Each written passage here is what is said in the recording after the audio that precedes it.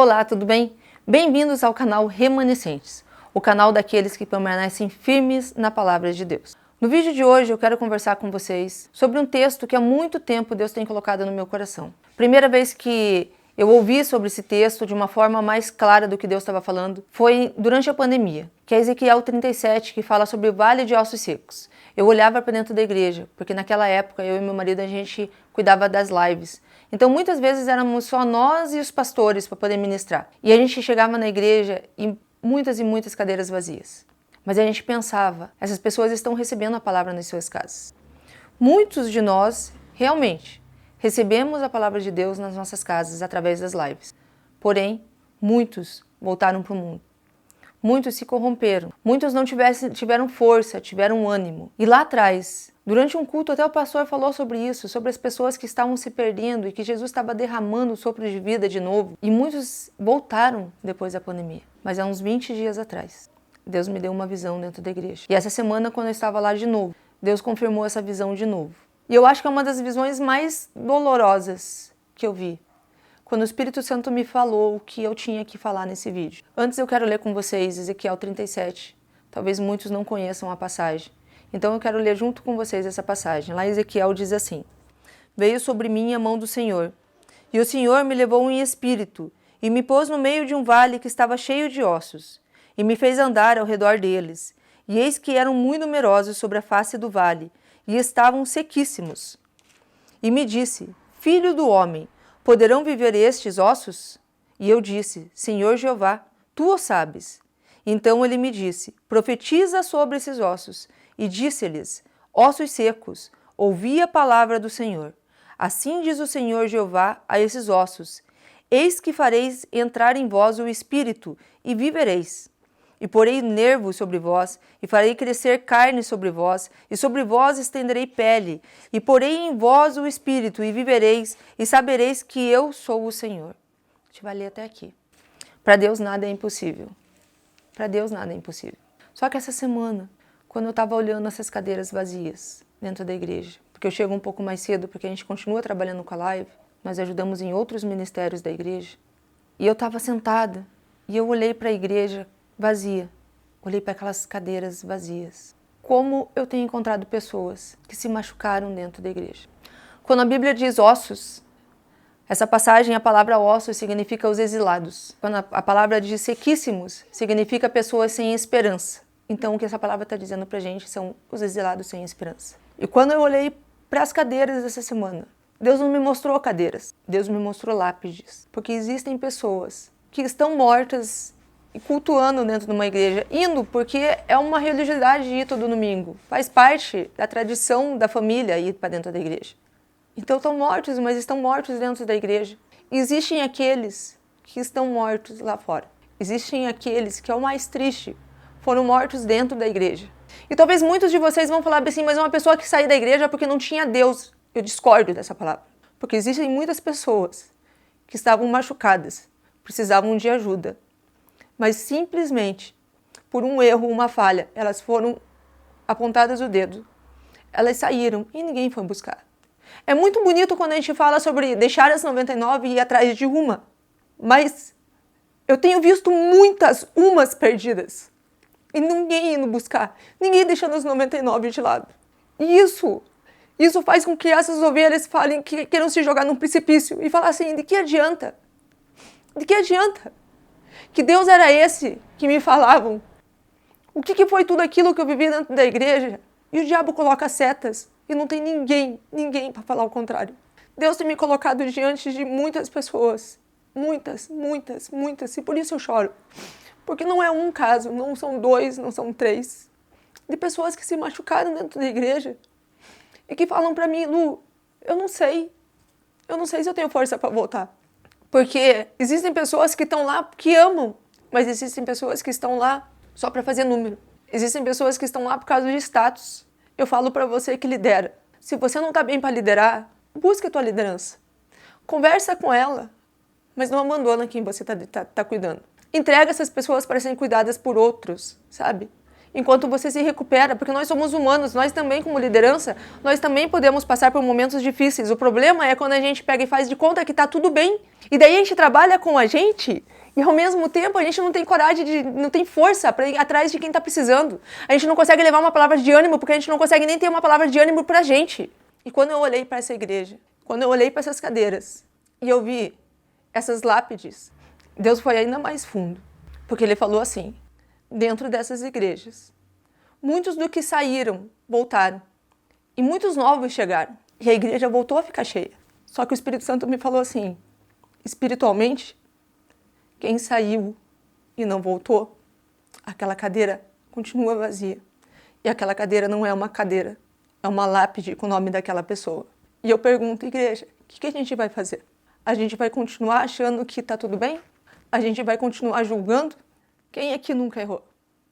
Eu não estou falando, eu sou o tipo de líder que eu sou Bíblia. E se a Bíblia diz para mim que está errado, eu vou bater o pé e vou falar que está errado. Mas eu vou falar isso com amor. E enquanto aquelas pessoas estão machucadas lá fora, eu vou ser amor, até que elas voltem. Mas não dá para virar as costas e falar assim, dane-se. Não dá. Não dá. Se cada um de nós soubesse o que é uma liderança verdadeira. Quando a gente se coloca no papel de líder, a gente se coloca no papel de pais espirituais.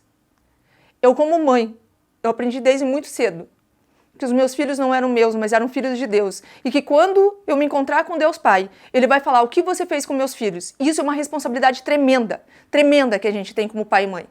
Só que parece que quando cada um de nós se coloca numa posição de liderança, a gente esquece disso.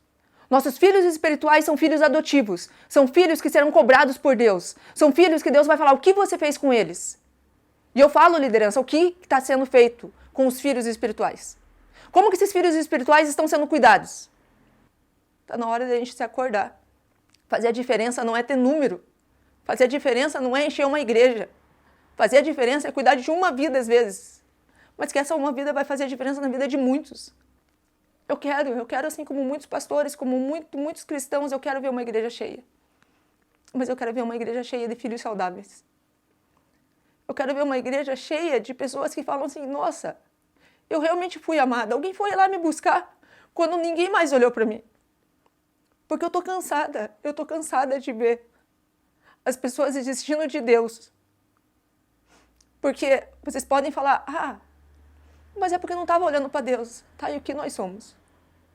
Até onde a Bíblia me ensina, nós somos Cristo. Nós somos a imagem de Cristo. Quando a gente se coloca no papel de liderança, isso é muito mais forte. Enquanto eu sou um membro, eu posso errar com o outro. Mas quando eu sou um líder, isso tem que ser a exceção e não a regra. Lá atrás, quando eu cuidava de adolescentes, eu sempre falava para eles, eu não quero que vocês vão para o mundo. Porque a hora que vocês forem para lá, eu sei o quanto vocês vão se machucar. Eu vou estar aqui para receber vocês de braços abertos e todos eles que convivem comigo até hoje sabem disso. Eu cansei de repetir essa frase. E eu falava, só que quando vocês voltarem, vocês vão voltar todos machucados. Vocês vão voltar cheios de cicatrizes. Vocês vão voltar sangrando. E eu não queria receber vocês assim. Quando eu penso no filho pródigo, eu penso nisso. Aquele pai, o filho bateu o pé e falou assim, eu quero viver o mundo, eu quero viver tudo. E ele falou bem assim, eu não tenho o que fazer. Porque chega uma hora que a gente como liderança, chega uma hora que a gente como pai e mãe, a gente não tem como mais segurar. Mas por dentro a gente está em pedaços. Por dentro a gente está falando assim, eu não quero que você volte do jeito que eu sei que você vai voltar. E a gente continua ali. O pai ficou esperando o filho pródigo. E o filho pródigo voltou do jeito que ele esperava. Mas esse pai se alegrou. O nosso problema não é só esperar o filho pródigo. O nosso problema é que a gente se coloca no status de pais espirituais. Mas quando o filho vai embora, a gente fala, ok. Se nós vivemos tempos difíceis, onde a Bíblia falava que o coração de muitos se esfriará. É a mesma Bíblia que Deus sopra o Espírito Santo sobre um vale de ossos secos. E eu falo para vocês, Deus está soprando em cima de ossos secos. Só que não adianta trazer esses ossos secos para dentro de uma igreja que não sabe cuidar. Não adianta trazer esses ossos secos para dentro de uma igreja que não tem esse potencial de amar dessa forma. Não adianta trazer para dentro da igreja onde aquela cadeira, que continua sendo um sepulcro, aonde alguém sentou no lugar, tomou o lugar de quem estava lá. Sabe por quê? Porque quando a gente perde alguém, quando Deus leva alguém da nossa vida, eu nunca perdi, mas aos pais que já perderam filhos, minha mãe perdeu vários, e todo aniversário da minha irmã mais velha, minha mãe falava: hoje sua irmã está fazendo tantos anos. Um filho não toma o lugar do outro. Um filho nunca vai tomar o lugar do outro. Se a gente age desse jeito, é porque a gente não entendeu o que é a paternidade. Se a gente age desse jeito, a gente não entendeu o que é o amor de Deus. Que a gente procure buscar em Deus o que Ele está nos falando nos dias de hoje. É uma palavra de dor, mas não é uma palavra que não sou eu chorando.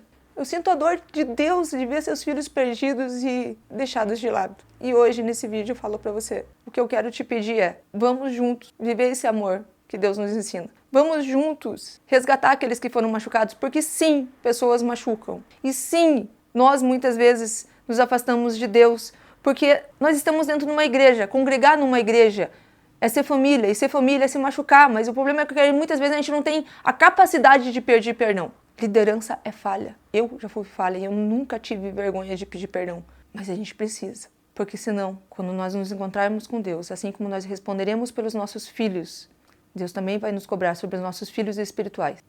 E aí hoje Ele está falando: o que você está fazendo com os meus filhos? O que você está fazendo com os meus filhos? Essa é a pergunta que Ele nos faz hoje. Essa é a pergunta que eu quero que você olhe para dentro de você. E para você que foi machucado dentro de uma igreja, eu quero que você tenha certeza que, assim como eu, existem muitos que estão orando por você. Existem muitos que não desistiram de você. Existem muitos que têm esse coração de Deus que grita e fala: volta para os braços do Pai. Esquece o que passou. A gente pode ser machucado dentro da igreja, mas a gente pode ser curado. E quando a gente é curado, a gente pode estar lá dentro para fazer a diferença. E ser um a menos dos que estão machucando. Eu te convido a voltar para os braços do Pai, a ser curado e depois a começar a curar, assim como um dia aconteceu comigo. Obrigado por ter ficado nesse vídeo, gente. Se essa palavra te ajudou, compartilhe e até o próximo vídeo.